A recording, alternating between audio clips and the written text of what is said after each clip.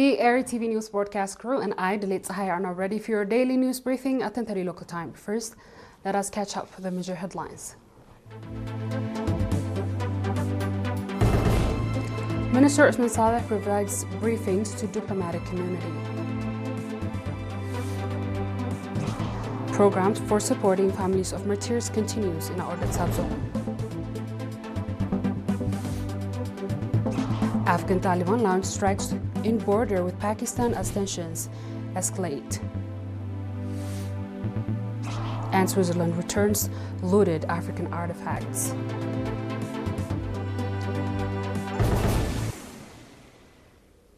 Proceeding with our reports.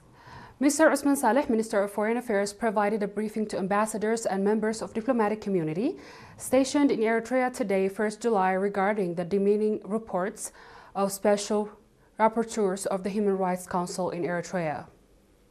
Minister Usman underlined that for 14 years, Eritrea has maintained consistent and principled stance across the Human Rights Council, the General Assembly, and bilateral channels. He said that continuing bilateral engagement on the special rapporteurs yield on constructive utility and that Eritrea will no longer expend diplomatic capital or finite institutional time debate a mechanism whose continuation has evidently become the end of itself. Minister Usman went on to say that the ongoing campaign has inflicted severe reputational damage by broadcasting distorted and one-sided narrative through official United Nations channels, manufacturing a false global perception that has overshadowed Eritrea's domestic realities. Minister Usman reiterated that by portraying Eritrea as a volatile and high-risk state, the campaign has artificially muted the country's investment climate, deterring foreign direct investment and impending development.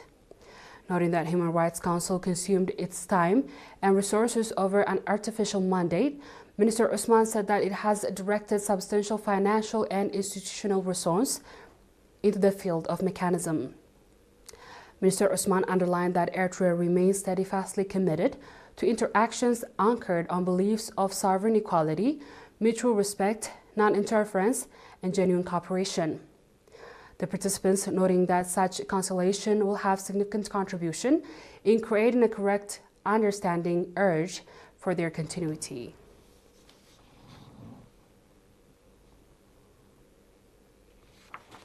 Programs for supporting families of martyrs are continuing in the earnest in Ordet subzone. Mr. Hagos Sakhlai, Secretary of PFDJ in Ordet subzone, reported that area administrations in Ordet city contributed 88,000 nakfa, government workers contributed over 113,000 nakfa, in Garna administrative area contributed 7,000 nakfa, and youth in Ordet contributed 15,000 nakfa in support of families of martyrs. Mr. Isat administrator of the subzone, underlining that supporting families of martyrs is responsibility of every citizen, urged the public, partners, and administrative organs at all levels to strengthen their participation in the initiative to support families of martyrs. Vocational training in first aid and computer technology has been provided to 83 youth in Maimuna subzone. Mr. Imana Medhane, head of the National Union of Eritrean Youth and Students in the subzone, said that the vocational training being provided to youth alongside their regular education is aimed at enhancing their vocational capacity. He said that 50 of the youth receiving training in first aid, while 33 received training in computer technology. Noting that significance of vocational training, Lieutenant Colonel Abraham Haile, administrator of the subzone, called on partners to encourage their children to equip themselves with vocational skills and youth to take advantage of the opportunities.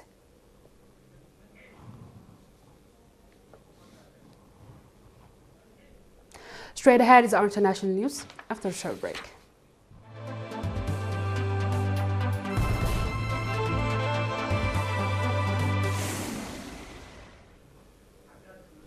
Welcome back.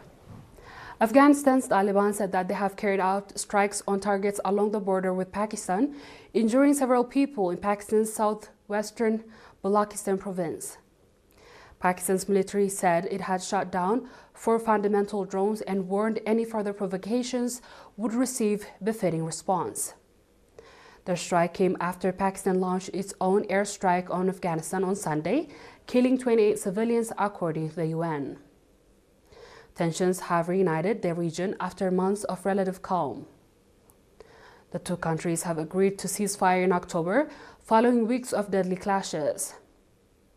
And Pakistan has long accused Afghanistan of harboring terrorists who carry out attacks on its soil, a claim the Taliban government rejects. Kabul, in return, has accused Islamabad of carrying out unprovoked attacks which killing civilians. Now let's report. Switzerland has returned 18 cultural items to Nigeria, including Benin bronze stolen when the British colonial forces raided the Western African country in 19th century, officials have said. The handover took place in the National Museum in Lagos on Monday.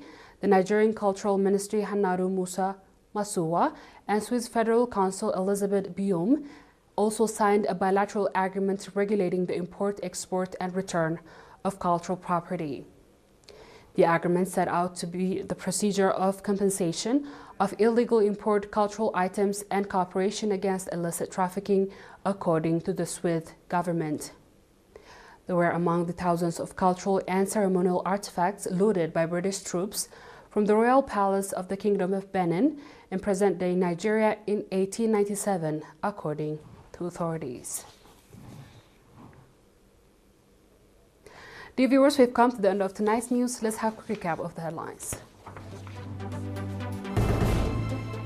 Minister Usman Saleh provides briefing to diplomatic community. Programs for supporting families of martyrs continues in our subzone. Afghanistan Taliban launched airstrike in border with Pakistan as tensions escalate. And Switzerland returns looted African artifacts.